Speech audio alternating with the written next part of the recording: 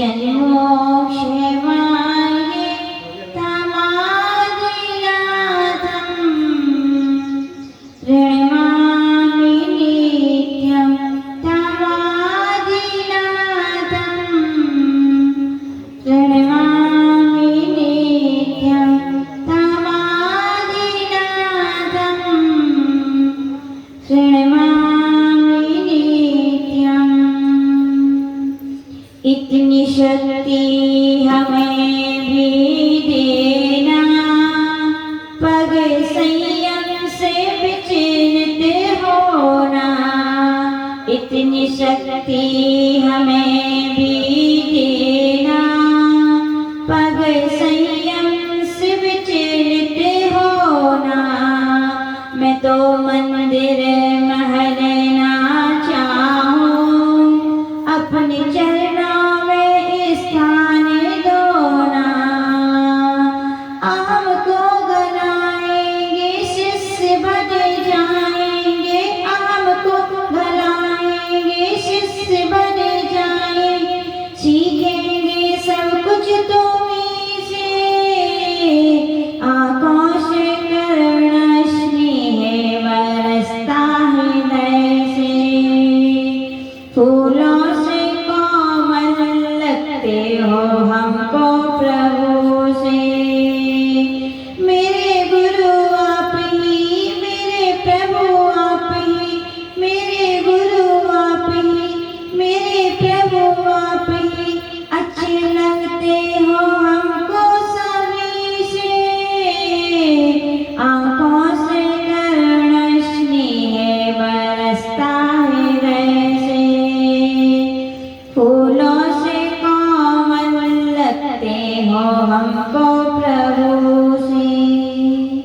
अनंतानंद सिद्ध परमेश्वरी भगवान की, देवादिदेवता श्री आदिनाथ भगवान की, देवादिदेवता श्री पार्श्वनाथ भगवान की, परम पूज्य गुरुनाथ गुरुदेव आचार्य स्वामी श्री विमल सागर जी महामुनि राज की, परम पूज्य गुरुनाथ गुरुदेव आचार्य स्वामी श्री सन्मति सागर जी महामुनि राज की, परम पूज्य भारत गौरव राष्ट्र संत विश्वेशी गणाचार्य गुरुदेव स्वामी श्री विराट सागर जी महामुनि राज की, अहिंसामय विश्व धर्म की, उत्तम संयम धर्म की।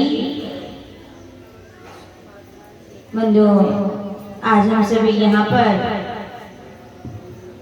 पर्युषण पर्व की पावन बेला में शिवनत्व की सिद्धि कराने वाले, संतत्व से भगवंत की सिद्धि कराने वाले उन महान उत्तम क्षमा आदि 10 लक्षणों को सुनने का, मनाने का और इस बार कुछ पाने का प्रयास कर रहे हैं। उत्तम संयम धर्म के विषय में कहा जाता है, संयम का जो ब्रेकर हो जीवन में ना ठोकर हो। संयम का जो ब्रेकर हो जीवन में ना ठोकर हो। इंद्रिय और प्राणी संयम, इंद्रिय और प्राणी संयम। दीक्षा लेकर तो देखो, निज में रम कर तो देखो। दीक्षा लेकर तो देखो, निज में रम कर तो देखो। मुनियों का उत्तम ही मन, मुनियों का उत्तम ही मन। पिछी भावों से, ओहो पिछी भावों से हाथों में आए रे। शुक शुक शुक शुक 10 धर्मों की देर बुलाए रे। शुक शुक शुक शुक 10 धर्मों की देर बुलाए रे। बच्चे तो आए, ओहो बच्चे तो आए, क्या बड़े लाए रे। शुक शुक शुक शुक 10 धर्मों की देर बुलाए रे। शुक शुक शुक शुक 10 धर्मों की देर बुलाए रे। उत्तम संयम धर्म, मम संयम प्रदाता, संयम के शिखर, संयम के महालय पूज्य गुणाचार्य गुरुदेव विराट सागर जी महाराज के चरणारविंद में रहकर जो सब संयम की उपलब्धियां देखी, समझी, अनुभव की, उसी संयम धर्म के विषय में आज हम यहाँ पर कुछ अपने जीवन में पाने का प्रयास करेंगे। पूज्य गुरुदेव कहते हैं संयम और संयमी दोनों मंगल हैं। क्या है? संयम भी मंगल है और संयमी भी मंगल है। कहा जाता है जब संयमों का दर्शन होता है कि नहीं? एक मुनि महाराज एक संत यदि इन चरम चक्षुओं से देखने मिल जाते हैं तो भक्तजन क्या मानते हैं? अपना सौभाग्य अहोभाग्य मानते हैं कि नहीं? ये केवल अपने जैन ग्रंथों में नहीं कहा, हिंदू ग्रंथों में भी ऐसी ऐसी कारिकाएं आई हैं जहाँ पर कहा दिगंबर निर्गंत संत के जहाँ दर्शन हो जाते हैं तो कहा जाता है मंगल ही मंगल होता है। आपको याद होगा जब श्री कृष्ण पांडव कौरवों के साथ युद्ध के लिए जा रहे थे, जैसे अर्जुन ने सामने देखा ये तो हमारे परिवार जन खड़े हैं, बोले मैं उनसे कैसे युद्ध करूंगा? बोले निश्चित मेरी हार है। लेकिन उस समय नारायण श्री कृष्ण ने कहा था कि आरुरोह रथम पार्थ गांडवीकम चापि धारे निर्जता मेदिनी बद्धे निर्गंधो यति रक्ततः। हे अर्जुन देखो इस रणभूमि के बाहर देखो, वहां पर निर्गंत संत दिख रहे हैं। निर्गंत संत जहाँ दिखते हैं वहाँ नियम से क्या होती है? चीख होती है।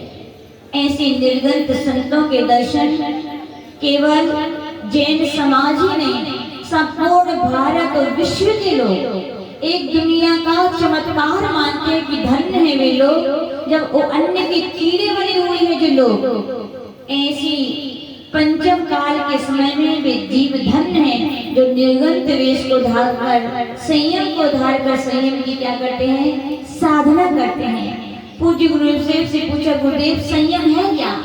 तो पूज्य गुरुदेव ने यही कहा था संयम एक युद्ध है। क्या है? युद्ध किसके लिए किया जाता है? जो अपने विरुद्ध हो, है ना? लेकिन यहाँ बड़ी विशेषता है, बोले संयम एक युद्ध है लेकिन यह स्वयं के विरुद्ध है। किसके विरुद्ध है? कि दूसरों को सताने के लिए नहीं। ये संयम एक युद्ध है लेकिन स्वयं के विरुद्ध है। स्वयं की आत्मा में जो विकारी भाव विकारी परिणाम जो कर्म आ गए हैं उनसे लड़ने की यदि कोई तरकीब है, उनको हराने की कोई ताकत है तो क्या है? संयम है। अब संयम आता कैसे है? तो अपन ने सीख लिया जब तक कषाय रहेगी, जब तक सत्य का ज्ञान नहीं होगा तब तक जीवन में संयम आ सकता है क्या? नहीं आ सकता। कोई कितना भी प्रयास कर ले। एक बार की बात है, पूज्य गुरुदेव के पास एक जन आए, बोले भगवान मुझे दीक्षा लेनी है। मालूम कि कौन थे? और पराग भैया आप ही थे। कह दो हो भावना भारे में थोड़ी पैसे लगते। पराग भैया श्रीफल लेके, जितना बड़ा श्रीफल था उससे बड़ा उनकी श्रद्धा का फल था। बड़ी भावनाओं के साथ गए थे कि मुझे क्या लेनी है? दीक्षा लेनी है। और गुरुदेव के पास गए, बड़े विनम्र भाव से नमस्ते किया, भगवान इस मनुष्य जीवन का सार, इस मनुष्य जीवन का श्रृंगार और मेरे भवों का आधार है तो संयम है। मेरी भावना है कि मुझे वो प्रदान कीजिए। बताओ क्या हुआ? व्यापारी के पास ग्राहक आए तो व्यापारी को कैसे लगा था नरेंद्र जी? बताओ कैसे लगा थे? आउट जाए रुके ही नहीं है ना। जैसे एक व्यापारी को जब कोई ग्राहक आता है तो कितना आनंद गदगद हो जाता है, सारी आपत्ति सब भूल जाता है। इसे ध्यान रखना, जब दिगंबर गुरुओं के पास कोई भक्त ये भावना लेकर आते हैं कि मुझे क्या चाहिए? दुकान की ग्राहक आ गए। क्या आ गए? ग्राहक आ गए। लेकिन याद रखना, आप भले आप लोग भी वैसे देखते होंगे कितनी क्वालिटी वालों है, ग्राहक है कि नहीं, देखते हो कि नहीं? ऐसे ध्यान रखना, संयम एक बाना नहीं है, केवल भावों से साथ की गई कठिन साधना है। उसके लिए पात्रता देखी जाती है। यूं ही हर किसी के हाथ में संयम नहीं दिया जाता है। गुरुदेव प्रसन्न तो हो गए कि पराग भैया संयम लेने आए हैं, तो उनको ऊपर से नीचे तक देखा। किसने देखा? गुरुदेव ने। और उनसे कहा ठीक है, भावना अच्छी है तो पतली करो। बोले क्या करो अंजलि भाभी? पतली करो। बोले पतली, अब पतली करो। अब पराग भैया से पूछो, उन्होंने कहा जी गुरुदेव पतली करके आई। बोले कितने दिन में आना है?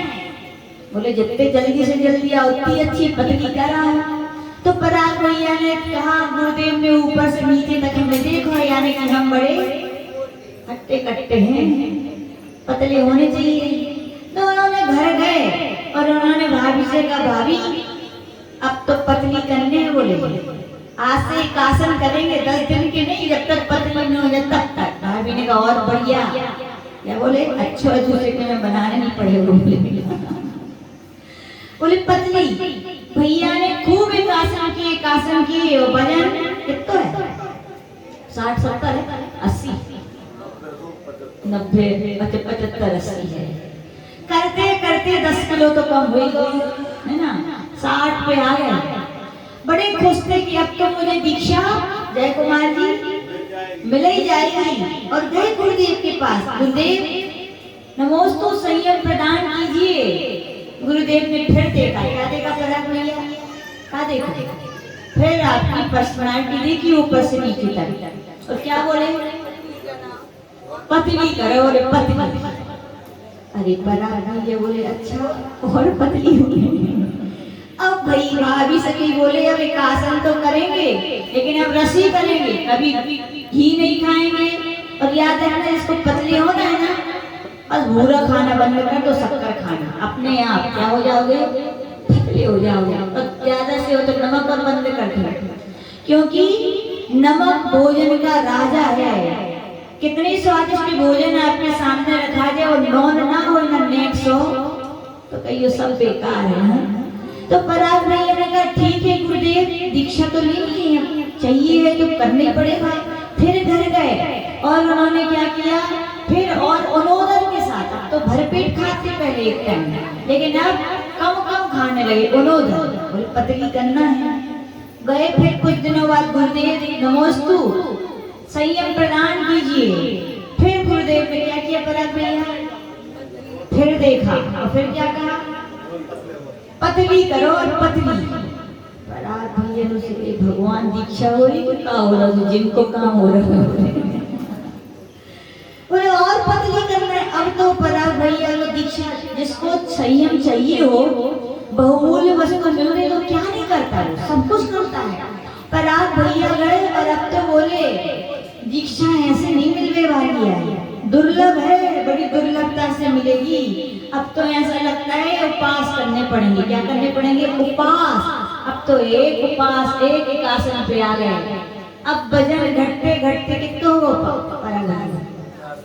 50 हो, 50 तो पहले हो तो 40 हो। अब तो चलो ही नहीं जा रहा पराग भैया से, चक्कर आने लगे। जय कुमार जी बोले चलो बेटा हम लोग आज चल रहे हैं। हाथ पकड़ के ले गए और गुरुदेव ने फिर देखा पराग भैया के चेहरे वैसी प्रसन्नता था। क्या चाहिए मुझे? संयम चाहिए। उनको पूरा विश्वास था इस बार जाऊंगा तो मुझे दीक्षा मिल जाएगी। लेकिन गुरुदेव के पास गए, गुरुदेव ने भी बड़ी प्रसन्नता से देखा। छोटू भैया संगे थे ना, भैया ये कैसे? तो संगे गए थे उनके। जैसे गुरुदेव ने फिर देखा, उन्होंने कहा गुरुदेव अब आप दीक्षा दे ही दो, तो कछु मत कहो, पहले दे ही दो आपको दीक्षा। तो गुरुदेव ने फिर ऊपर से नीचे देखा और क्या कहा? वे कह नहीं पाए कि पतली करो। पराग भैया बोले अब ज्यादा पतली की गई तो हम दीक्षा कैंसिल कर देंगे। बोले हम नहीं लेंगे फिर दीक्षा, कितने पतले, अब चक्कर आने लगे, बोले गिर जाएगा। तो गुरुदेव ने कहा भैया नाराज क्यों होते हो? बोले आपने पूछा तो होता मुझे क्या पतली करने का है कि नहीं? याद रखना कभी बड़े जन कोई बात बोले ना समझ में ना आए तो अपनी बुद्धि मत लगाया करें। कहा जाता है स्वबुद्धि सुखसैव गुरु बुद्धि विशेषता।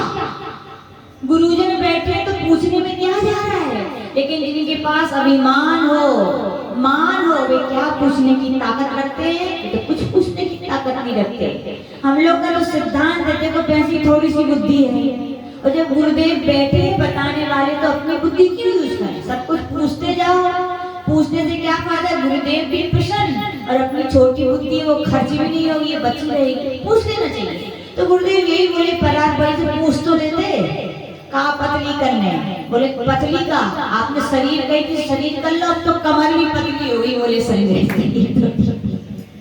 अरे अब ऐसे ज्यादा हम नहीं कर सकते। गुरुदेव ने कहा भैया यहाँ पर शरीर नहीं, पुद्गल के परिणमन से संयम की प्राप्ति नहीं होती, परिणामों का परिणमन होना चाहिए। क्या होना चाहिए? मैंने देह को पतली करने नहीं कहा था, किसको पतली करने कहा था? कसाईयों। किसको कहा था? देखो क्रोध कसाई गई, मान गया, माया गई, लोभ गई, तो क्या आया फिर? सत्य। और सत्य का ज्ञान भी होना चाहिए। उसके बाद कहा है कि क्या आएगा जीवन में? संयम आएगा। क्या होनी चाहिए? पत्नी। क्या होनी चाहिए? पत्नी कसाई। याद रख लेना, जिन जिन को दीक्षा लेनी है ना, गुरुदेव कहते हैं दीक्षा बाद में लेना, पहले चित्रकार की नीति अपना लेना, पहले मूर्तिकार की नीति अपना लेना। जैसे नरेंद्र चाचा मूर्ति बनाने वाले मूर्ति पहले बनाते हैं कि उसका चित्र पहले बनाते हैं? बोलो। चित्र पहले कॉपी पे बनाते हैं कि मन में बनाते हैं? मन में बनाते हैं। मन में चित्र बनाया तो कॉपी पे बना, और कॉपी में बनाया तो साक्षात मूर्ति रूप में आया, तो मूर्ति सही बनती है। और जो मन में ना बनाए, कागज में ना बनाए, सीधी मूर्ति बनाए तो गड़बड़ी हो जाती है। इसे ही कहते हैं आत्मज्ञान। जब भी दीक्षा लेने जाना तो चित्रकार की तरह पहले अपने जीवन में, अपने मन में संकल्प कर लेना कि मुझे ऐसे ऐसे संयम को पाकर के ऐसी ऐसी साधना करनी है, तो जीव सफल हो सकेंगे। कहा जाता है युद्ध में व्यक्ति कब से जाता है? तुरंत चला जाता है ना लड़ने? पहले क्या करता है? बहुत प्रैक्टिस। देखो आर्मी वालों को बिल्कुल कैसे रखा जाता है, देख के इसी घबरा गए लोग। इतनी प्रैक्टिस, इतनी उनकी परेड इतनी कराई जाती है, तब जाकर उनके लिए युद्ध के मैदान में खड़ा किया जाता है। यदि प्रैक्टिस ना हो तो बताओ युद्ध के मैदान में लड़ पाएंगे क्या वे? तो इसे ध्यान रखना है भव्य प्राणियों, संयम के युद्ध में जाना है जो आपके अपने विरुद्ध है, उसमें तैयारी कब से करना? तुरंत तैयारी करने वाले सफल होंगे क्या? पहले से जो करके जाते हैं वे सफल होते हैं। कहा गया आत्मज्ञान पूर्वक दीक्षा लेना। आदिनाथ भगवान के साथ 4000 भी राजा ने दीक्षा ली, लेकिन सफल हो पाए क्या? क्यों नहीं हो पाए? आत्मज्ञान नहीं था, संयम की क्या रहस्य है, क्या बातें हैं, कुछ पता ही नहीं थी। पहले से कुछ प्लानिंग बनाई नहीं थी कि हम संयम धारण करके ऐसी ऐसी साधना करेंगे। तो क्या हुआ? देखा सीखी बात, क्या देखा सीखी कार्य लोग छीजी काया बाड़े लोग। देखा सीखी जो लोग करते हैं क्या होता है उनके लिए? या तो देह कमजोर हो जाती है, रोग के घर बन जाते हैं, या संयम से गिर जाते हैं। और गिरे कि नहीं 4000 राजा गिरे? क्यों गिरे? पहले से उन्होंने आत्मज्ञान के साथ दीक्षा नहीं ली थी। उत्तर पुराण में पूज्य गुरुदेव कहते हैं जितने भी 23 तीर्थंकरों का परिचय वर्णन है उसमें पढ़ना कभी। जब जब उनके लिए दीक्षा हुई तो वहाँ पे ये नहीं लिखा कि उन्हें बैराग हो गया, वहाँ पे स्पष्ट लिखा उन्हें आत्मज्ञान हो गया। क्या हो गया? आत्मज्ञान। आत्मज्ञान के साथ जो दीक्षा ली जाती है वो बैराग होता है, वो पक्का बैराग होता है। ऐसे वैरागियों के जीवन में कहा जाता है संकट क्या, महासंकट भी आए, लेकिन आत्मज्ञान के साथ बड़े हैं ना, तो वे कहते हैं हम घबराने वाले नहीं है। क्यों? ओखली में सिर दिया है तो मूसलों से घबराने वाले नहीं है। सिद्धांत कहता है जो निश्चय आत्मज्ञान आत्म सिद्धि का लक्ष्य बनाकर चलते हैं, व्यवहार में कितने भी उपचार आ जाए, आपत्ति विपत्ति आ जाए, लेकिन विचलित होते। उदाहरण साक्षात गुरुदेव जिनका एक ही लक्ष्य है, युद्ध में जा रहे हैं लेकिन वो अपने विरुद्ध अपने आत्मा के लिए करने जा रहे हैं, तो क्या आने वाली आपत्ति विपत्तियों को भी क्या हर्ष से सह लेते हैं, यानी उन्हें कष्ट नहीं होता। कांटों में गुलाब की तरह मुस्कुराते हुए ऐसे संत। क्यों? क्योंकि कैसे दीक्षा ली उन्होंने? आत्म ज्ञान के साथ, बैराग के साथ। इसलिए हम कहना चाहते हैं हम नहीं, जितने भी दिगंबराचार्य गुरु हुए हैं सभी पहले शिष्यों को परेड कराते हैं, पक्का बनाते हैं। और पक्का घड़ा यदि बाजार में जाएगा तो क्या होगा, उसकी भी कीमत होगी और जहां से निकला है वहां की भी कीमत होती। इसीलिए कहा गया पहले पतली कर लेना। क्या कर लेना? जिसको पतली कर लेना कमर नहीं क्यों पास कर लो, कसायों को पतली करना। और हमारे यहाँ जी बड़े मास्टर हैं, स्पेशलिस्ट है परीक्षा करने में। लोग कहते जरूर है धड़ाधड़ दीक्षाएं होती जाती है, जिसका पुण्य है और निमित्त गुरुदेव बैठे क्यों नहीं होगी, लेकिन बिना परीक्षा के दीक्षाएं नहीं देखते। हम लोग ने खुद देखा इतने 20-21 सालों में दीक्षा के श्रीफल तो बहुत चढ़ते हैं, लेकिन सिलेक्शन जैसे कंपटीशन होते हैं ना आजकल स्कूलों के कॉलेजों के, कितने सारे बच्चे एग्जाम में बैठते हैं लेकिन कितने सिलेक्ट होते हैं, गिने चुने गिनती पर। पढ़ते क्या कम, क्या कोई पढ़ाई में कमी करता है? नहीं। तो क्या कमी है? लक, भाग। और भाग कहाँ से बनता है? लोग सोचते पढ़ने से, बे बच्चे बुद्धू हैं जो सोचते हैं पढ़ने से कंपटीशन निकल जाएंगे। याद रखना, पढ़ते तो दुनिया के बच्चे हैं लेकिन बे निकलते बे जिनका भाग होता है। याद रखना, भाग का निर्माण पढ़ाई नहीं, भाग का निर्माण धर्म, गुरु और भगवान बनाते हैं। कौन बनाते हैं? तो जो धर्म को छोड़कर पढ़ाई करते हैं वे कंपटीशन निकल जाते हैं, जो पढ़ाई करते हैं वे निकल नहीं पाते।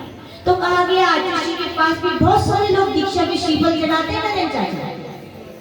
यदि मान लो 25 लोग दीक्षा के श्रीफल चढ़ाएंगे तो मुश्किल से छटाई होगी 11 की होगी। आपके सागर की बात सुनाते हैं एक बढ़िया। सागर की सुनाई नहीं और की सुनाई? सागर ही की सुना रहे, ठीक है। एक बार क्या हुआ, सागर में दीक्षा हुई थी या मंगलगिरी में, हाँ यही क्षेत्र है मंगलगिरी में। बहुत सारे भैया लोगों ने श्रीफल चढ़ाए थे।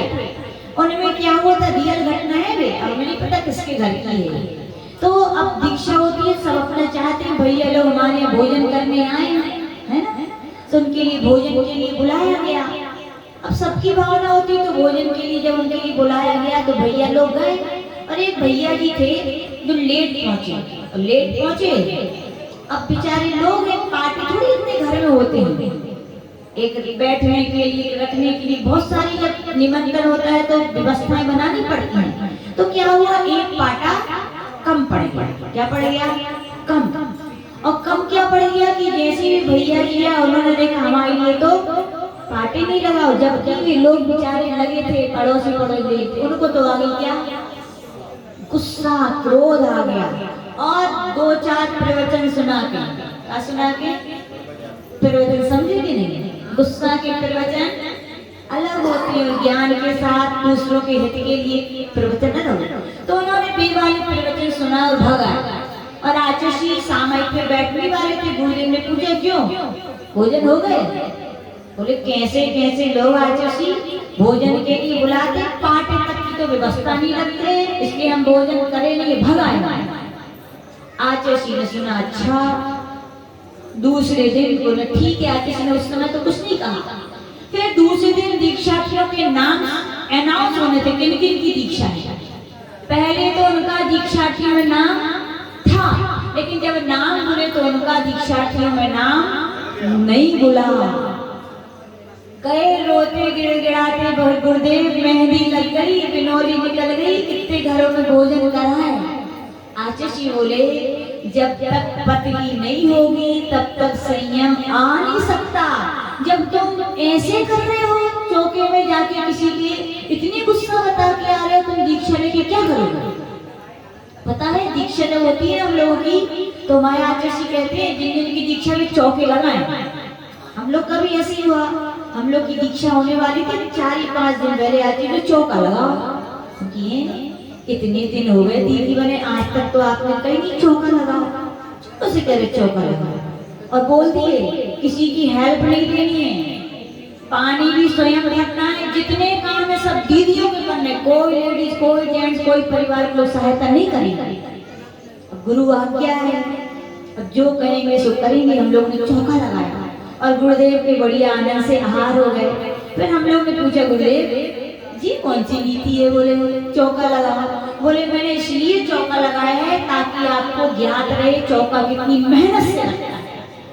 ऐसा ना हो आप गए जोनी मिलो बोनी मिलो ऐसे हते पैसे हते और प्रवचन सुना के गुस्सा में भागा। तुम्हें एहसास होना चाहिए चौका कितनी कठिनाई से बनता है, इसलिए क्या चौका। तो उनकी दीक्षा क्या हो गई? कैंसिल। क्रोध पत्नी नहीं की थी। एक और सुनाते हैं, एक और जगह दीक्षा होनी थी।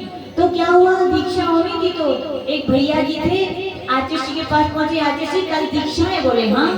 बोले आप बता दो हमारा नंबर कितने आया। क्या बोले? हमारा नंबर बताओ कौन से नंबर पे पहलो आया कि दूसरो आया कि लास्ट आया।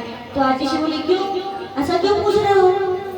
बोले कि बता दो, पूछ रहे हैं, निवेदन है। बोले कारण तो होगा क्यों पूछ रहे? बोले तो गुरु का विषय है, किसको कहाँ रखना है, तुम्हारा थोड़ी विषय है। बोले बता दो। बोले कारण क्या है?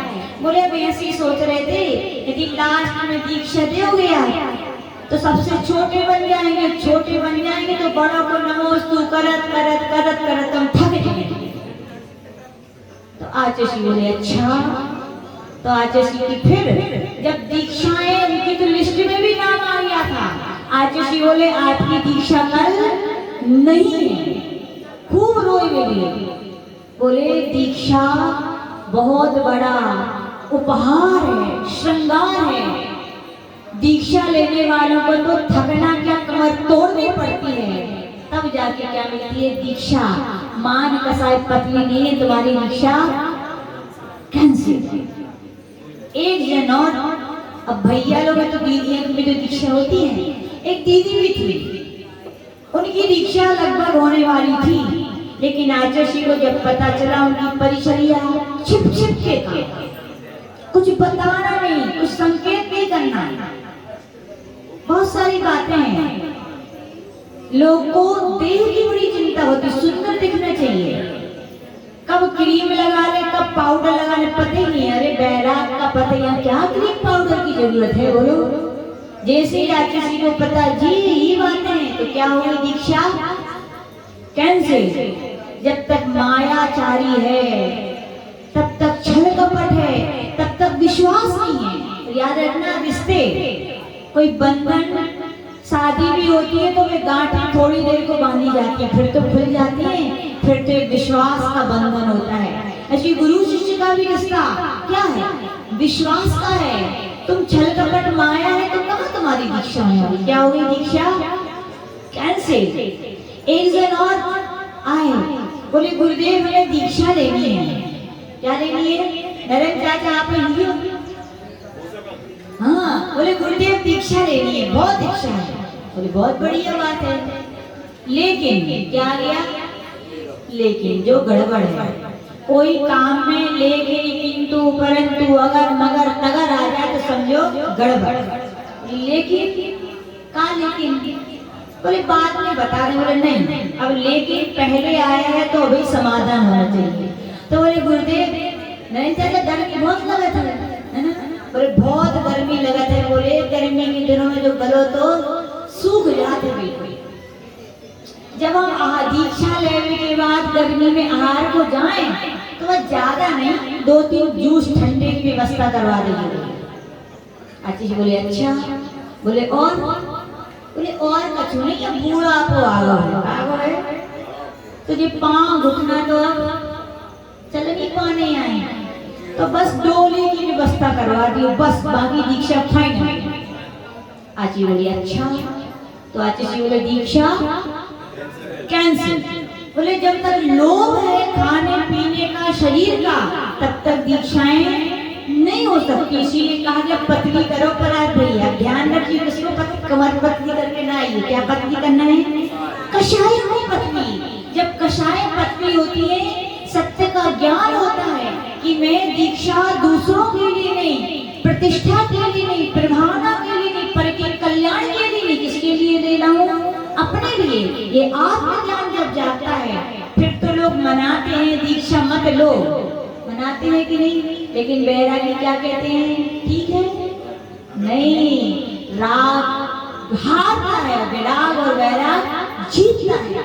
चाहे कितना भी कोई मोह दिखाए, चाहे कोई इतना डर दिखाए, चाहे लोभ दिखाए, लेकिन सच्चे वैरागी आत्मज्ञान के साथ बढ़ते हैं तो फिर लौटने का नाम भी चाहे आपत्ति विपत्ति या जो कुछ भी आए, तो याद आया दीक्षा में कसाय पतली करना भी है। जिन को दीक्षा लेने, किन किन को लेनी, नीचे हाथ ऊपर कर लो।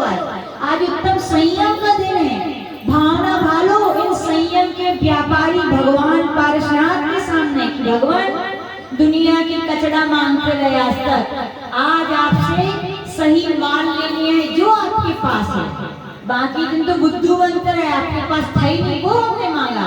लेकिन आज आपसे मांगते कि भगवान जल्दी कब ऐसे परिणाम बने, कब ऐसा खुलना है कि हमें क्या मिले। किन को लेनी, कंचे बताओ दीक्षा लेने, संयम बहुत बढ़िया। किन को लेना, हाथ ऊपर कर लो। बाकी को नहीं लेने, क्या नहीं लेने भैया, अब पैसा लग रहे हैं। याद रखो, लो या ना लो, यदि भगवान बनना है तो बिना दीक्षा के भगवान बन पाओगे? नहीं बन पाना है। मानते अभी आप असमर्थ हो, लेकिन भावना बनाने में कौन से तुम्हारे पैसा लग रहे हैं? भावना भवनाशनी। याद रखना, संयम ऐसे नहीं आता, संयम ऐसे दीक्षा नहीं हो जाती। गुरुदेव कहते हैं अनंत भाव में जो लोग बार बार भावना खाते हैं, तब भी किसी भाव में वे अनंत भावों की भावना फलीभूत होती है। इसलिए भालो भावना। फिर से हाथ ऊपर कर लो, किन किन को दीक्षा लेनी, कर लो थोड़े हाथ, बहुत बढ़िया। ये भावना जरूर, ये भावना एक दिन क्या होगी, सफलीभूत होगी। और क्या आएगा, संयम आएगा। लोग कहते हैं माता जी दीक्षा तो लेने हैं, लेकिन कोई संग रहे कि नहीं हमारे संग? गुरुदेव कहते हैं असहाय मोक्ष मरण मग्गो, वन वे। कौन सा वे है ये छोटू भैया? वन में पे कितनी गाड़ी चल सकती है? एक। मोक्ष मार्ग पर कोई साथी नहीं होता, और साथी है तो केवल आपका लक्ष्य साथी होगा। बाकी ये वन में असहाय मोक्ष मग्गो, कोई किसी की सहायता करने वाला नहीं है। प्रारंभिकता में गुरु होते हैं, वे उंगली का सहारा देते हैं, कि सहारा ही देते हैं, चलना तो आपको ही पड़ेगा। जो इस अज्ञानता के साथ पढ़ते हैं, कोई मेरा साथ दे, कोई मेरे साथ नहीं। कई लोग बोलते हैं दीक्षा तो लेने, वचन दो कि जिंदगी में साथ रखोगे, वहाँ ध्यान रखोगे। कि हमारा तो खुद पल को भरोसा नहीं है, तुम्हारे भरोसे की हम क्या कहें? क्या किसी का कोई साथ देगा? आचार्य जी बोलते हैं व्यवस्थित साधना करो, इतनी व्यवस्थाएं बनेंगी कि अपने आप लोग ध्यान करने वाले मिलेंगे, व्यवस्था बनाने वाले। और आचार्य जी ने मुझे विमल सागर की वजह से इतनी छोटी सोच, जिस साधना से मोक्ष मिलता है तुम्हें 2 रोटी और 2 भक्त नहीं मिलेंगे क्या? इतनी छोटी सोच रखने वालों को मोक्ष मार्ग पे बढ़ने की चाहिए। वीरता के साथ कदम बढ़ाओ, जाएंगे, खुद जाएंगे, और कोई नहीं मिलेगा तो भी जाएंगे, अपने लक्ष्य के साथ जाएंगे। गुरुदेव कहते हैं लक्ष्य कदमों का हो तो कदम बढ़ते नहीं है।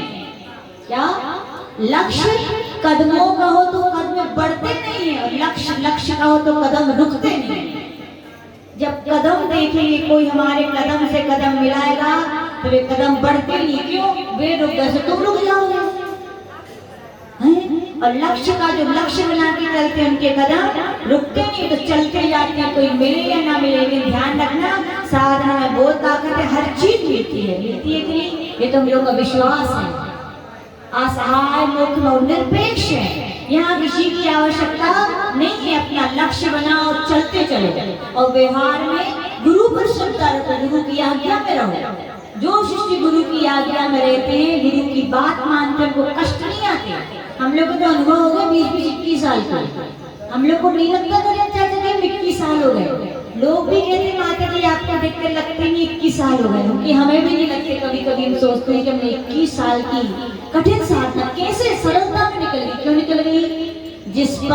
जिसके सिर पर गुरु का हाथ, उसका दुनिया तो देती साथ, लेकिन आत्मा में भी शक्ति आ जाती है। क्या आती है? सब कुछ सहता है। तो याद रखना, जिन जिन को चलना है अपने अंतरंग में निश्चय अपने लक्ष्य का लक्ष्य बनाना, बाकी किसी की जरूरत नहीं है। और बाहर में गुरु कृपा, गुरु आज्ञा मान के चलना। मोक्ष तो आपके खुद पास में आएगा, आप क्या मोक्ष के पास जाओगे? इतनी बड़ी ताकत है। कई लोग बोलते हैं माता जी दीक्षा तो लेनी है, लेकिन ज्ञान कुछ नहीं है। ओहो, पर प्रवचन कैसे करेंगे? हमने अच्छा तुम प्रवचन ले दीक्षा ले हैं, बोलो सही है कि नहीं? प्रवचन के लिए दीक्षा ली जाती है क्या? किसके लिए दीक्षा ली जाती है? आत्म कल्याण के लिए। प्रवचन तो कहा जाता है वैसे ही है जैसे बीज वो तो घास फूटी।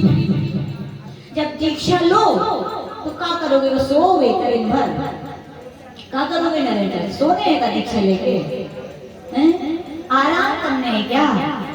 दीक्षा आचार्य कुंभ देव से पूछा भगवान पहले दीक्षा की पहले शिक्षा? बोलो नरेंद्र बिंदु भैया क्या पहले दीक्षा की शिक्षा? सुन रही तो बोलो दीक्षा की शिक्षा, दीक्षा ले लो भैया। हम नहीं करे आचार्य कुंभ ने मूलाचार्य करे पहले दीक्षा का फिर शिक्षा का। दीक्षा लेके करोगे क्या? जिंदगी भर शिक्षा ही तो लेनी है। ज्ञान की कीमत नहीं है, चारित्र पूजे। कौन पूजा है? ज्ञान पूज्य, ज्ञान पूज्यता लाता है ये मान सकते हैं, लेकिन पूज्य कौन है? चारित्र। इसका उदाहरण सुनाए पूज्य गुरुदेव सुनाते हैं। पूज्य गुरुदेव ने इस बुंदेलखंड की धरा पर 16 धवला ग्रंथ की वाचना की है। जब सतखंडा ग्रंथ की धवला की वाचना सतना में चल रही थी तो सतना में क्या हुआ? पूज्य गुरुदेव भी थे, बड़े बड़े पंडित थे, पंडित दरबारी लाल जी, पन्ना लाल जी, सब बहुत सारे लोग वहाँ पर जब गोष्ठियाँ होती हैं, जब ये सब लोग विद्वान मिलते हैं तो क्या हुआ? एक दिन दरबारी लाल जी नहीं जगन मोहन लाल पंडित जी आने वाले थे। तो दरबारी लाल जी सोच रहे थे देखो जे पहले गुरु थे वो जे शिष्य थे और आज जे गुरु हो गए और जे शिष्य। अब देखो ये पंडित जी झुकते हैं कि नहीं झुकते? और जैसे जगन मोहन लाल जी आए बड़े विनय से हाथ जोड़े और साष्टांग क्या किया? नमोस्तु किया। तो पंडित दरबारी लाल जी बोले अरे ये तो आपके शिष्य थे, आप गुरु हैं। तो उन्होंने यही बोला मैंने भली ज्ञान दिया था लेकिन ज्ञान का फल चारित्र दिनों में प्राप्त किया, इसलिए मैं पूज्य ने चारित्र पूजे। कौन पूजे? मैं मेरे चरणों में झुकूंगा। ध्यान रखना ज्ञान बड़ा नहीं होता। क्यों नहीं होता? क्योंकि यहाँ के जो पंडित जी हुए ना, पंडित पन्ना लाल जी साहित्याचार्य के शब्द हम सुना रहे हैं आपके लिए। पूज्य गुरुदेव के पास हमने कहा था ना गुल्ला नहीं मिलते, क्या मिलते हैं पराग भैया? रसगुल्ला, अनुभव की बातें मिलती हैं। तो गुरुदेव सुना रहे थे, बोले पन्ना लाल जी पंडित जी हमेशा कहते थे, बोले मैं तो पुल हूँ, वो पुल ही रह गया। क्या हूँ? पुल। बोले मेरा ज्ञान तो पुल की तरह है। बोले तो उनसे पूछा ऐसा क्यों कह रहे हैं? बोले मैं पुल इसलिए कहा कि मेरे से ज्ञान ले करके सब लोग आगे बढ़ गए चारित्र पर, मैं वहीं खड़ा रह गया। पुल तो वहीं रहता है लेकिन पुल से चलने वाले आगे। बोले ज्ञान तो ऐसे ही है। बोले ज्ञान पूज्य है क्या? ज्ञान पूज्य है लेकिन चारित्र उससे ज्यादा पूज्य है। चारित्र में पूज्यता लाने वाला ज्ञान है, लेकिन ज्ञान सब कुछ है क्या? जरूरी नहीं है कि ज्ञान होने चाहिए। यदि कहा जाए तो श्री भूति महाराज को, जिनको नमोकार मंत्री भी हमको क्या केवल ज्ञान हो पाता मदन चाचा? ज्ञान जरूरी लेकिन आत्मज्ञान जरूरी है। क्या जरूरी है? बाहर का ग्रंथों का पढ़ा हुआ रटा हुआ ज्ञान वो ज्ञान नहीं है। आत्मज्ञान सच्चा ज्ञान वो होना जरूरी है, ना कि पुस्तकों का ज्ञान हो तो भी ठीक और ना हो तो भी ठीक। तो ज्ञान होना क्या है? जरूरी है क्या? लोग कहते हैं क्या बूढ़ों को आज से आप दीक्षा देने जा रहे हो, प्रभावना तो करते नहीं है, आप पे भार बने। आचार्य का भैया मेरे शिष्य हैं, ये संयम, ये भार नहीं, संयम उपहार है मेरे लिए, भार नहीं उपहार है। बोले और बोले प्रवचन, बोले ना प्रभावना कर सकते ना आपका नाम लेंगे, क्या करेंगे? बोले मैंने अपने सम्मान नाम के लिए दीक्षा नहीं दी, प्रभाव इनके आत्मकल्याण के लिए दीक्षा दी। किसके लिए दी है? क्या बूढ़ों को आत्मकल्याण करने का अधिकार नहीं है? नहीं चाहिए? क्या बूढ़ों की आत्मा क्या आत्मा नहीं है? क्या बूढ़े के अपने पाप को धोना नहीं चाहते क्या? बोलो। कई लोग बोलते हैं हम तो बाल ब्रह्मचारी होते हैं, कब कछू दिन होता है, कब तो सब हो गए। तो याद रखना बूढ़ों को दीक्षा बोले कुछ कर ही नहीं पाते। अरे भैया कैसे नहीं कर पाते बूढ़े? यहाँ बूढ़े आचार्य बोलते बूढ़ों को दीक्षा देने से बहुत सारे फायदे हैं। बोले बूढ़े लोग खुली जीवन के अनुभव की किताब होते हैं। क्या होते हैं? खुली अनुभव की किताब है। जो तुम्हारे साथ बीतने वाला है तुम उनमें देख लो, ऐसा वो बीत, ऐसा हमारे भी दिन आने वाली है। और राजा जी बोलते हैं उनको दीक्षा देने से एक फायदा ये है, जवानों को दीक्षा देंगे पता नहीं कब उनकी समाधि संलेखना होगी। पर अब 20 साल में नहीं तो 80 साल की उम्र तो 60 साल बाद हुई है। लेकिन बूढ़े थोड़े पके आम होते हैं। क्या होते हैं? कब टपक जाएं, यानी कब उनकी संलेखने समाधि का समय आ जाए। याद रखना, भगवती आराध्य शिवकोटि मुनि महाराज कह रहे हैं संलेखने समाधि किनकी होती है? बोले उनकी होती है जिन्होंने संलेखने समाधि करवाई और देखी। गुरुदेव इसलिए बोलते हैं वास्तविकता में अभी वर्तमान में इस शताब्दी में पूज्य गुरुदेव भी ऐसे दिगंबराचार्य हैं, निर्गंताचार्य हैं जिन्होंने 150 समाधि संलेखना कराई है। कितनी कराई है? 150।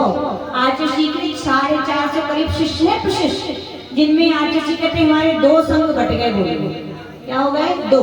हमने पूछा जी कैसे? बोले आधो संघ तो मध्यलोक में, आधो संघ ऊर्ध्वलोक में। बोले कहाँ है?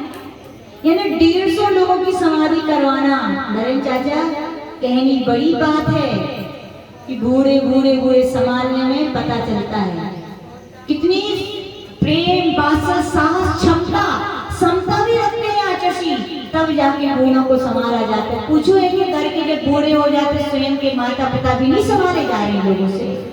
और गुरुदेव धन्य है कि घर घर के बूढ़े माता पिता कैसे कैसे जिंदगी भर के उनके गृहस्थता के संस्कार रहते हैं। तोड़ना आसान है क्या? कितनी कठिन साधना करते हैं। और आचार्य बोलते भैया मैं ज्यादा कुछ ना करा पाऊं, लेकिन अंत समय आएगा तो मैं नमोकार मन तो सुना दूंगा। इसीलिए आचार्य बोलते कोई भले ही कुछ कहे लेकिन मैं तो बूढ़ों को दीक्षा दूंगा। क्यों? क्योंकि उससे मेरी संलेखना अच्छी होगी। तो क्या ज्ञान क्या है जरूरी? ना दीक्षा ज्ञान की मोहताज है, ना उम्र की मोहताज है। बोलो सत्य है कि नहीं? बिल्कुल सत्य है। दीक्षा तो कहा जाता है बहाना नहीं है, आत्मविशुद्धि की साधना है।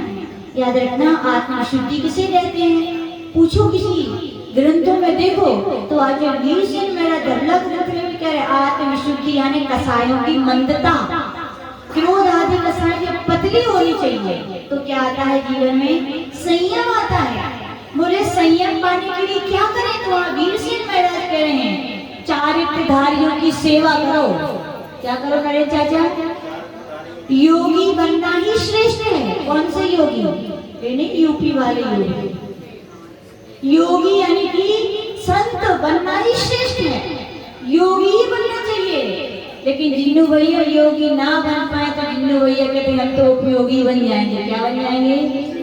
उनकी साधना में सहायक बनेंगे। और याद रखना, साधना में सहायक बनने वाले ही कमंडल पकड़ पकड़ के चलने वाले एक दिन स्वयं का कमंडल लेकर चलते हैं। ये संयमों की सेवा का फल है। और ये कई लोग ऐसे उसने ना कई माता जी महाराज जी के पास कैसे आपके भाव हो गए? बोले कमंडल पकड़ते पकड़ते उनके संग में रहते रहते उनकी बातें सुनते सुनते क्या हो गया? रंग ऐसा चला कि वैसे ही ढल गए, है ना? ये संयम की क्या होती है? शक्ति का प्रभाव होता है। संयम की वास्तविकता में बहुत बड़ी महिमा है। साधुओं के शब्द भी कोई कह दे कि गुरुदेव आए हैं, है ना? कोई सुन ले जय कुमार जी कि हमारे नगर में संत आने वाले हैं तो आनंद आता है कि नहीं? आनंद की हिलोरे आने लगती हिल रहे हैं कि संत आ रहे हैं। और यदि संतों को हम लेने चले जाए, संत सामने से आते दिख जाए तो फिर तो कहने ही क्या है। और यदि अपन संतों के चरणों में पहुंच जाए तो फिर तो कहने ही क्या है। देखो जब देखने में, उनका नाम सुनने में, उनके पास पहुंचने में जय कुमार जी आनंद है तो सोचो जब आप स्वयं संत बन जाओगे तो कितना आनंद आएगा। सोचा कभी नहीं सोचा? भावना भानी चाहिए। किसकी भावना भानी चाहिए? संयम की। संयम का पालन शॉर्ट में आज कह देते, टाइम हो गया 9 साढ़े 9 बजने वाले हैं। संयम का पालन वे ही कर सकते हैं जिनके अंदर भगवान महावीर का सिद्धांत है। कौन सा सिद्धांत है भगवान महावीर का? बोलो जियो और बिल्कुल सत्य है भगवान महावीर स्वामी का। जिस साधक ने ये विचार बनाया है कि मैं अपनी आत्मा को कर्मों से बंधन नहीं दूंगा, मैं अपनी आत्मा को कर्मों से बंधन कर छुड़ाऊंगा, वो ही तो देख देख के चलेगा। बोलो, और जब वो देख के चलेगा तो बताओ चींटी पे पैर रखेगा क्या? तो हो गया ना, जियो और स्वयं आत्मा की रक्षा का जो लक्ष्य करते हैं, पर जीवों की रक्षा स्वयं होती है। गृहस्थों से हम कहना चाहते हैं, मनाना नहीं है, इस बार पाना है। क्या करना है? घर में खाली इसलिए ना करें कि हम जैन हैं, दया हमारी है, हम लोग चींटी को नहीं मारते, तो फूल झाड़ू रखते हैं। कौन सी झाड़ू रखते हैं? केवल चींटी को बचाने के लिए फूल झाड़ू मत रखना। ये सोचना, यदि मैं झाड़ू नहीं, अपने कर्म जो पल पल में एक समय में सिद्धों के अनंत गुणे कर्म आ रहे हैं, उनसे हमें बचना है, और जो कर्म बंदी उनकी निर्जरा करनी है। इसलिए मैं क्या करूंगा? देख देख के जीवों के लिए झाड़ूंगा। तो क्या होगा? तुम देख देख के करोगे तो जीव तो अपने आप बचेंगे। तो संयम आया कि नहीं आया? बोलो, आया भी। तो क्या जियो और बस स्वयं की कल्याण के भाव बनाओ, स्वयं की आत्मा की रक्षा के भाव बनाओ। पर की रक्षा तो अपने आप होगी कि नहीं? अपने आप कहा जाता है, अपना लोटा छानो। क्या छानो? जिसने अपना लोटा छानने के लिए संयम लिया है, वही दुनिया के लोटे छान पाया। बोलो, सत्य है कि नहीं? भगवान महावीर या भगवान जितने भी थे, पूछो उनसे कि आपने दूसरों के लोटा छानने के लिए दीक्षा ली थी? किस लिए ली थी? वे कहेंगे स्वयं के लिए। स्वयं की मूछ की आग बुझाई है जिसने, वो ही दूसरों की मूछों की आग बुझा सकता है। संयम के विषय में आचार्य एक बात और बोलते हैं कि वहां पर विरक्ति भावना में कहा गया है। क्या कहते? विरक्ति भावना में वहां पर दुर्लभ भावना। एक एक जब पोथी दुर्लभ कहते चेतन, रत्न त्रयमय भावों को एक एक जब दुर्लभ है, फिर तीन रत्न की बात कहो। अर्जन जिसका महाकठिन है, रक्षण की फिर कथा कहाँ। अता पतन के हेतु अनेकों, उनसे रह तू सजग सदा। हीरा आपको मिल जाए तो बताओ, फिर उसकी हीरा पहले चाहिए था तो उसकी चिंता थी, अब आ गया तो किसकी चिंता रहती है कि नहीं? आचार्य भी ये बोलते हैं, संयम पाना दुर्लभ है तो उसकी रक्षा करना भी बहुत कठिन परिश्रम। आचार्य बोलते हैं, साधना में साधन बहुत बड़े बाधक हैं। संयम पथ पर आकर के सब कुछ छोड़ करके उन साधनों में फिर से मत लग जाना। कोई व्यक्ति ऐसा है जिसने अपने कचड़े को जलाने के लिए आग जलाई और उस पर पानी डालेगा क्या वो खुद हाथ से? यदि पानी डाल देगा तो कचड़ा जल पाएगा क्या? वैसी साधकों से आचार्य ने हम लोग की भिंड में भी स्वाध्याय चल रहा था, मूलाचार गण बहुत अच्छी बात की, भैया आपने कर्मों को जलाने के लिए संयम की अग्नि जलाई है, और साधन एसी, कूलर, मोबाइल, व्यवस्थाएं, ये सब बहुत बड़ी बाधक हैं। वे वैसे ही है जैसे आपने अग्नि तो जलाई साधना की, संयम की, कर्मों को जलाने के लिए, लेकिन ये सब मोबाइल ऐसी भौतिक समय यूज करने लगे। यानी क्या कर दिया? अपनी साधना पे ही क्या डाल दिया? पानी। बताओ कर्म जल पाएंगे क्या? जो साधना का फल है वो मिल पाएगा क्या? नहीं मिल पाएगा। तो ध्यान रखें, आचार्य हम लोग को हमेशा बोलते हैं, साधना करो भले छोटी करो, लेकिन कैसी करो? निर्मल करो। ये भौतिक साधन आपकी साधना में बहुत बड़े क्या है? बाधक है। संयम एक उपहार है, लेकिन किनके लिए? जो साधना करना चाहते हैं। बाकी बहुत बड़ा हथियार भी है, याद रखना। संयम के मार्ग पर आकर साधना नहीं करोगे, प्रमाद करोगे, साधनों का यूज करोगे, वो ही हथियार का काम करेंगे। तुम्हारे लिए दुर्गति में भी क्या ले जाएंगे। ये मत समझना जैसे वो तो दीक्षा लेनी तो स्वर्ग का टिकट फाइनल, कोई फाइनल नहीं है। बाना बदलने से कोई टिकट नहीं मिलता यहाँ तो परिणाम परिणति बदल, परिणति यदि साधनों में कसायों में लगी हुई है तो क्या मिलेगा स्वर्ग का टिकट। ये भूल में मत रहो, बोले दुर्गति भी हो सकती है। तो पूज्य गुरुदेव के चरणों में आज संयम के देव, यद्यपि संयम है और हम संयमी हैं, क्या है जितना बुलवाओ उतना कम है, लेकिन संयम है समय का भी, इसका है। तो गुरुदेव के चरणों में आज इस दिन यही एक बहुत निर्मल हृदय की भावना रखना चाहते हैं। पूज्य गुरुवर से है प्रार्थना, पूज्य गुरुवर से है प्रार्थना, पूज्य गुरुवर से है प्रार्थना, पूज्य गुरुवर से है प्रार्थना।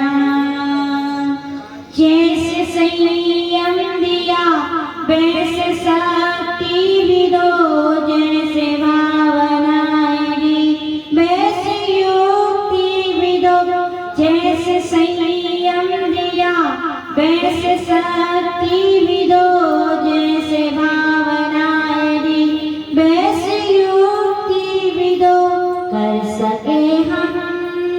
कर सके हम गुरु अर्चना, पूज्य गुरुवर से है प्रार्थना, पूज्य गुरुवर से है प्रार्थना, पूज्य गुरुवर से है प्रार्थना, पूज्य गुरुवर से है प्रार्थना। ये पूज्य गुरुदेव आपके इस भाव में भाव सुधारने का जो महारत्न संयम दिया है, हम आपके इस उपकार के ऋणी थे, ऋणी हैं और ऋणी रहेंगे। बस इतना ही चाहते हैं कि संयम का फल जो समाधि संलेखना है वो भी आपके श्री चरणों में प्राप्त हो। इस स्त्री पर्याय का छेद करके हम भी वास्तविकता में मुनि के दर्शन जब आनंददायक है, मुनि के वचनामृत जब आनंददायक है, तो मुनि वेश धारण करके वो भाव से साधना भी बहु आनंददायी होगी। ऐसी साधना को हम भी शीघ्र करके अपने सिद्धि को प्राप्त कर सकें। जो उत्तम संयम धर्म की